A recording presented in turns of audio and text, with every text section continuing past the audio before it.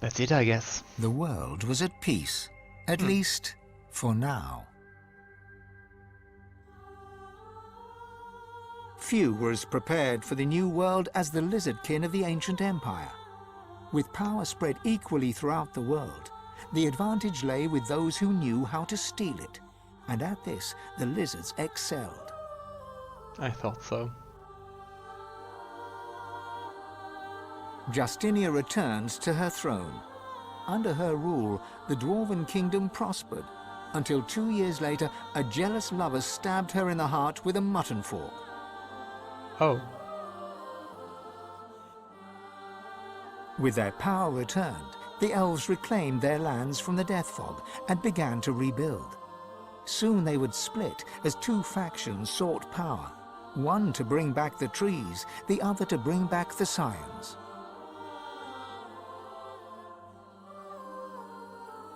A dwarven joke did the rounds. It ends with the punchline, "So Lucian dropped the Death Fog on them again."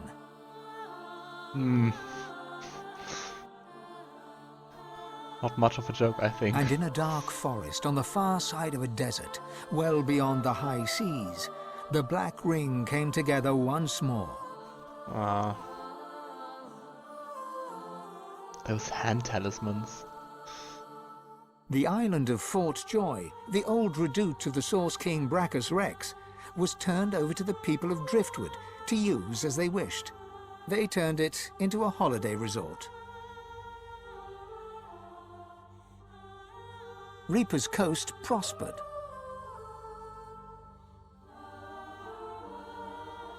The fisheries returned, and the fertile farmlands produced the greatest harvests the surviving farmers had ever seen.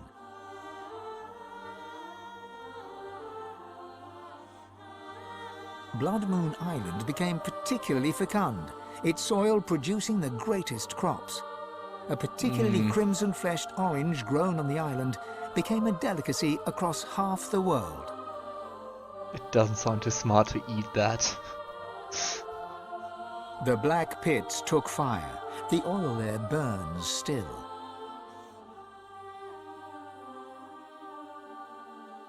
Driftwood became a centre of industry, trade, and transport.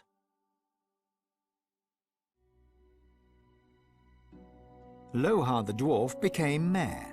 His time in office was cut short by an unfortunate wound that spontaneously appeared on his neck. Kinda like Lohse. So Your lizard lover from the Black Bull Tavern finally returned to the ancient lizard empire, there to found the newest and most popular of all the houses, the House of Love. That's so cheesy. I love it.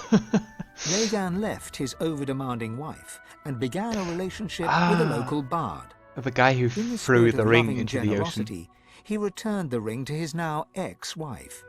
In a fit of rage, she threw it into the sea. Ironic. The nameless isle had vanished. Although only open water remained, by instinct ships would steer clear. None of the captains could articulate why. Bermuda Millennia Triangle. later, adventurers would come in search of the legendary divine city of Arx and the crypt of the great Lucian.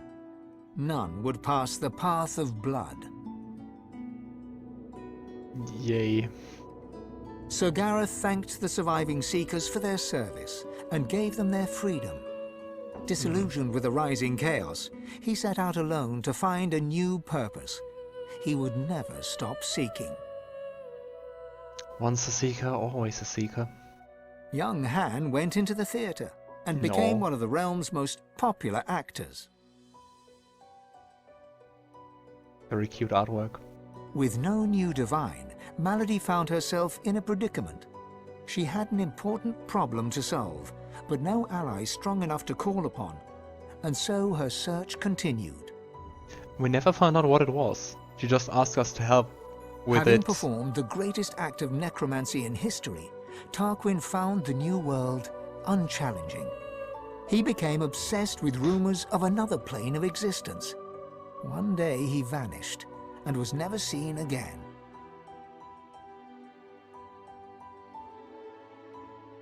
With the source released to the world, Ahu the wizard spent more and more time as a cat. One day he decided he would not change back.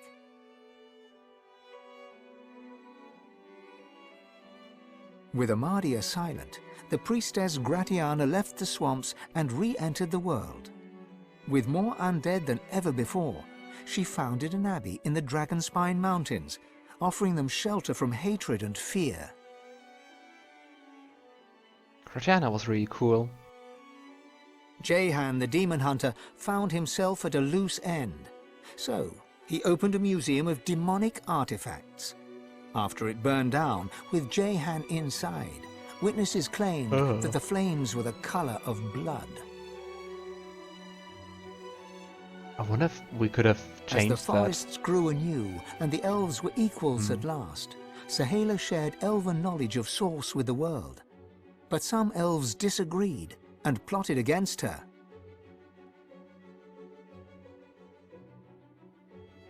Chief amongst her opponents was Tova, Sahala's own mother. Huh. I thought she said that Sahala was the With future. a small band of elves, Ifan ben Mezd replanted the lost elven forests. After the first fresh shoots broke the earth, he disappeared and was never seen again. Some say Afrit, his soul wolf, walks the forests still.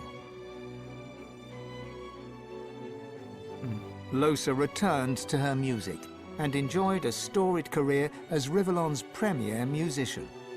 Dark moods would at times overtake her, and she would spend long hours walking in the wilds. She always returned with a new song. And then there was you.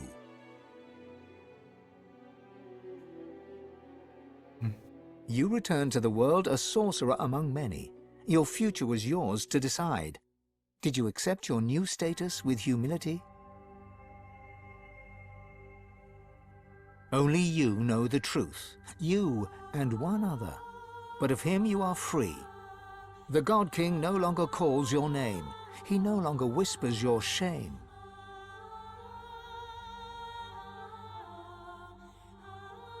Only you know if you atone for your sins.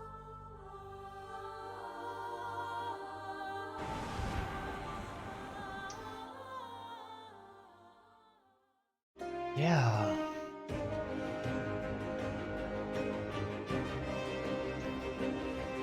Friends of the Night, I think that's it.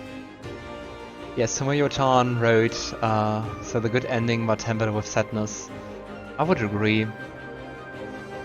I think it's a good outcome, but still there are many small bad things, many sad things. But I think it's really fitting for the theme of the game that there's nothing like the perfect ending. And still, to the end, I really just love this game. I think it's really epic. I love the characters, I love the story, the music, and I just hope you had as much fun watching as I had playing, cause that's a lot of fun. And yeah, I don't know if you know that feeling, but after finishing games I really like, I usually feel very hollow for at least some days after that. But I think it just shows how great this game was. The only thing I'm a bit sad about regarding the epilogue is that I wish that there was some impact in like what happens next in the romance with Ifan. Because there was like, well, sure, on the Lady Vengeance there was mentioning of it, but like nothing in the epilogue. And I'm also excited to see if there's going to be a Divinity Original Sin 3 sometime. I don't know if you know, but there was going to be a Divinity Original Sin kind of spin-off, kind of continuation of Divinity Original Sin 2 called, I think, Fallen Heroes it is. But unfortunately it was cancelled because there was another company developing that for Larian, and Larian wasn't that happy with the results and the quality of it. So yeah, it's not completely cancelled, but it's like well, it's not getting developed further at the moment, cause, yeah, as you know, Larian is currently working on Baldur's Gate 3. So, yeah, maybe let's just hope we get it sometime in the future. I would really love playing that. Alright. Yeah. I hope you enjoyed it. I hope to see you around with the next Let's Play. And as usual, if you have something you want to tell me, something you want to ask me, or talk about the game or something, always feel free to just comment either while streaming here in the chat or down in the comments if you're watching it on YouTube. And yeah, I wish you all the best and hope to see you next time. Bye bye. Oh, and before I completely log off, just as I said in the beginning, if you want to, you can head over YouTube and vote for the next game I'm going to stream on Wednesdays. There's just a poll there. Would be lovely if you participated there. And the other thing is, the next streaming dates will be on Saturday, so this time Saturday instead of Sunday. Pathfinder once again, and well, next Wednesday, whatever the poll's going to get as a result. Take care. Yeah, thanks you too. What nice to see you again. I don't know. I think I'll just sit here a bit and think about the game. At least I'm going to watch the credits to the end and still keep streaming on.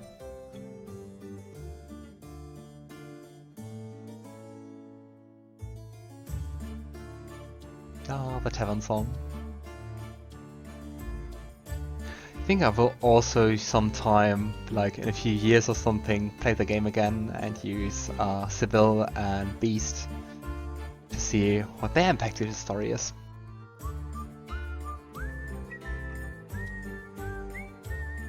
Unfortunately, there's not too much fanfiction stuff you can read about that, because that's usually how I deal with gaming ends, is to just go for fanfictions and read lots of them to stay kinda in the universe. But there's not too much. There's actually one really cool one about Ifan and a Godwoken, which also has a continuation after the game. But haven't read that far, so not to spoil me of the end and stuff. Maybe I'll read that one. Thanks to Lohse.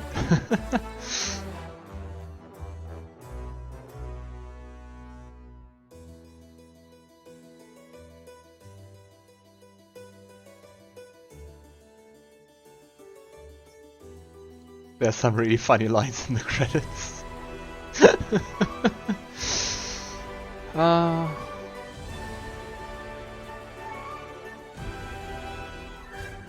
Oh, true, it was founded over Kickstarter. I tend to forget that. And someone called Magister Dallas.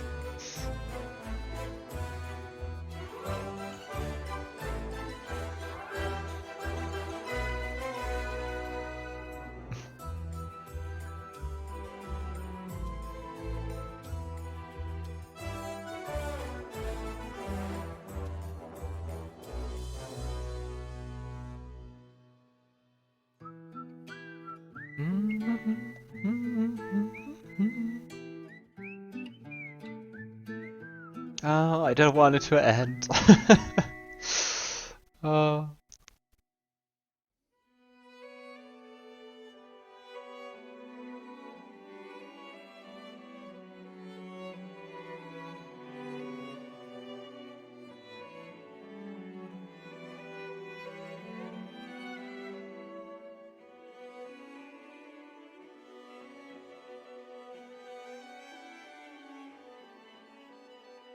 But hey, in a bit more than 3 months there will be Baldur's Gate 3, so there's something new by Larian.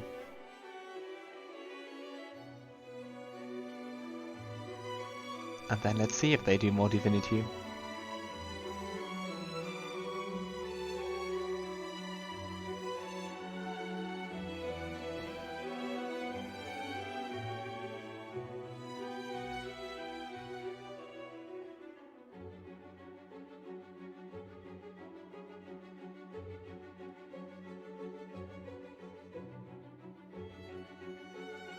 Who is that? Or what is that? Don't remember anyone or anything in the game looking like him.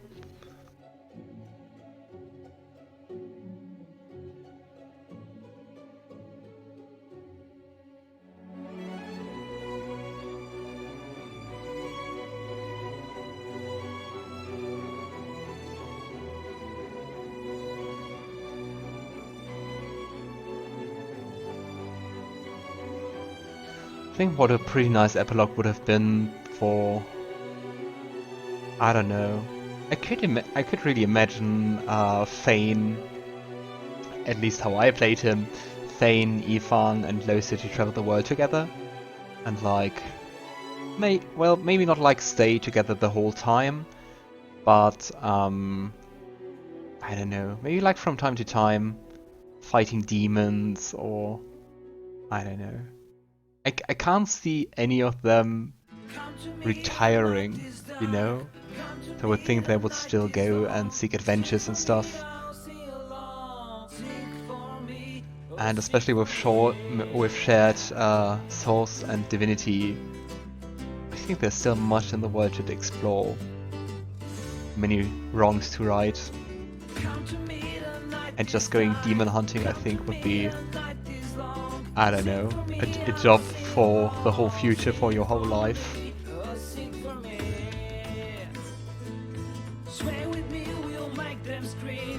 Dance with me, we'll make them bleed.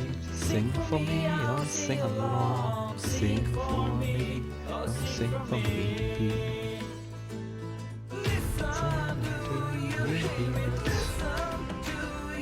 I think somewhere in the Baldur's Gate 3 Let's Play I promise not to sing. Well, I'm calling you.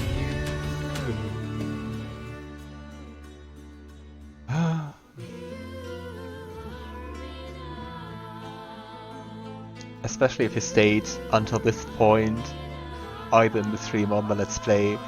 Chapeau for just staying here to listen to me ramble. Is this a Borislav song? Yeah, he did the whole soundtrack. And I think he's also the one singing.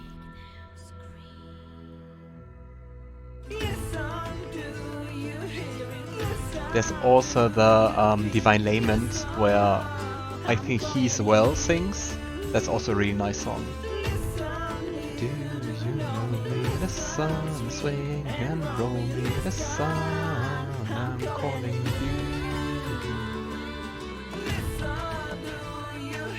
It's also interesting that they just used this version for the credits. So yeah, sometimes this pays off to stay around for the credits. His voice is very recognizable. Yeah, I think it is. I don't really heard his voice outside of the songs very often. There's on YouTube a video of the concert with both Divinity Original Sin II and Baldur's Gate 3 music in Bulgaria. There I just heard him talk a bit. Would have been really amazing to actually go there. But still, I love this video, I listen to it a lot. I am Swain. I think also for Baldur's Gate 3 it's him singing the Want to Live song. I think so far in the game it's just an acoustic version, but at least online, lots of James. At least online and on his channel you can also find a version where both a woman and he are singing it.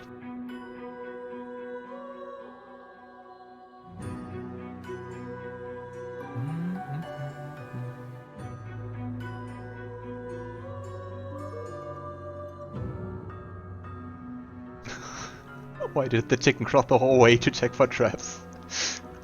Also nice to write a joke in the name you want to put up in the credits.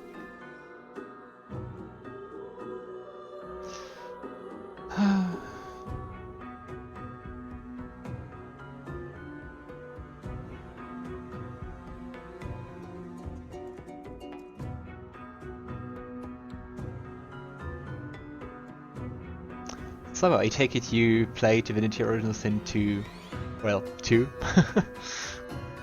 And if so, who did you pick as companions when you played, or as your main character?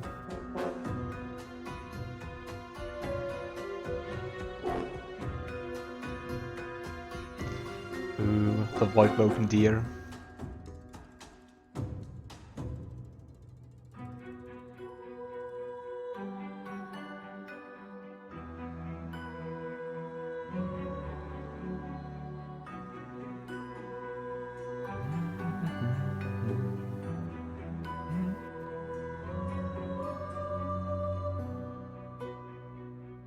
I wonder if Melody would have told us what exactly she wants from us, what favor she's going to ask if we took Divinity. Cause I don't know. It kind of feels like something like leaving a door open for some continuations for another game. Don't know if that's maybe what Fallen Heroes was supposed to be about. But another interesting thing about that game is when you look at promotional art and stuff, is that all Godwoken seem to be alive. So, like, when you play this game, well, you can just take up to 4 characters in your party, so you always have at least 2 who turn to the God King and betray you at the academy. So, just seems to be a bit of alternative universe. Because then also the question would be like, which ending is going to be canon? Which do they pick? It was quite a while ago. If I remember, I really only played co-op. I can't remember our characters. That's fair. Last time I played it was 2017-ish, I think. I think that was also when it released sometime after that. But it was more like a friend really liked this game and recommended it to me. And then later on we also played it together. Or at least part of it till date. But yeah. Really shared love for this game. Or Larian Studios in general.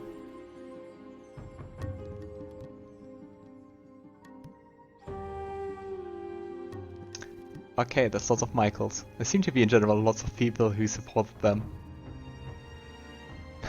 It me. Yeah.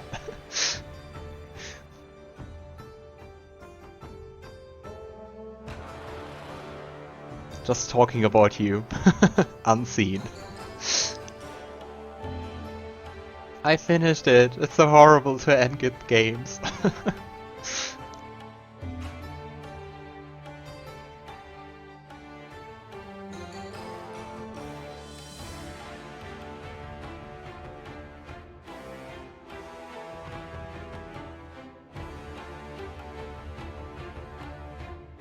Yeah, let's see what to play next. What's coming up next? Depends. I got a poll on YouTube and I'm looking on what's getting the most votes. I think I will decide on Saturday. It currently looks like either the first one, so just Divinity Original Sin, or Witcher, which are both nice games, so I don't mind too much either. Otherwise I wouldn't have put up the poll.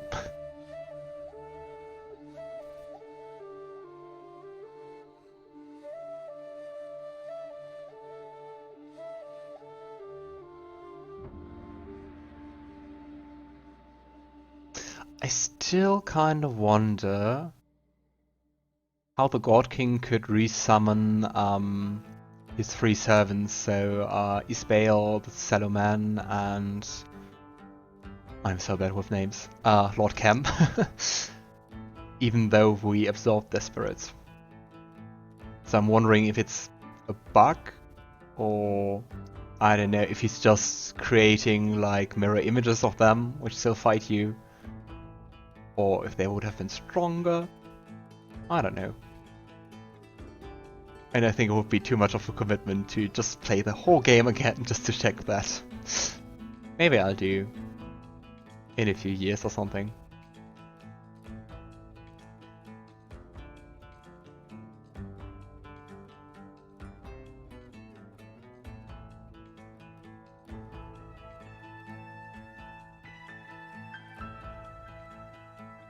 And I mean, at least chronologically, I think Divinity 2, so Ego Draconis, is set after Original Sin 2, so maybe that's also an interesting game to play.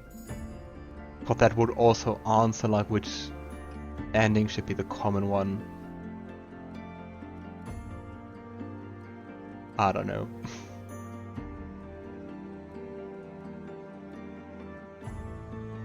Sir Vivian, beacon of truth, justice, and evil ass-kicking. That's some title.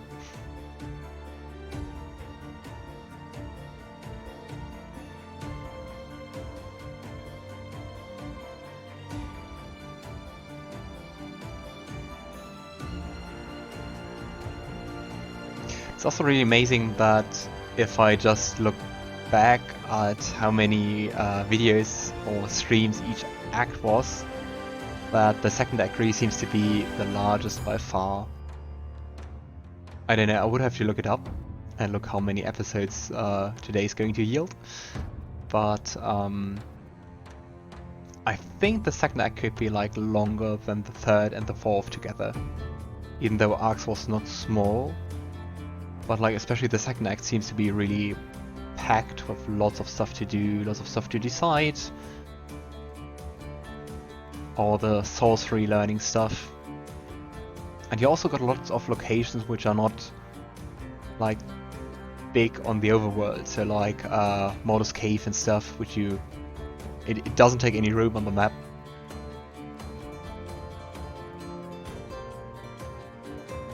I think that's Sebille's theme.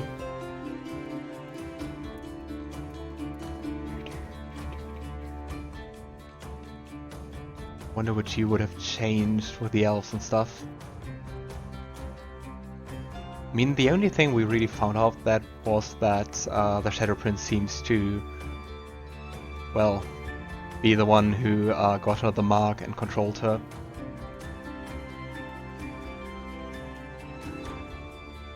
Yeah, the lizards don't really seem to be too nice in general.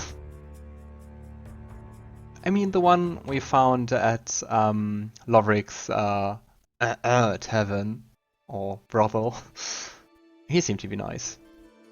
Especially with the House of Laugh foundation stuff.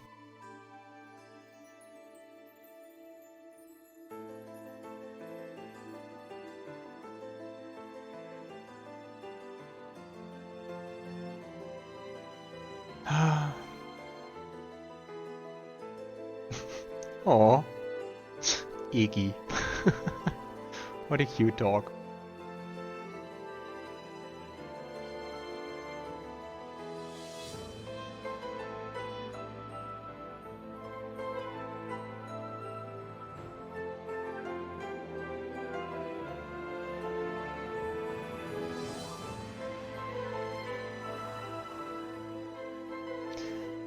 Yeah, friends of the night.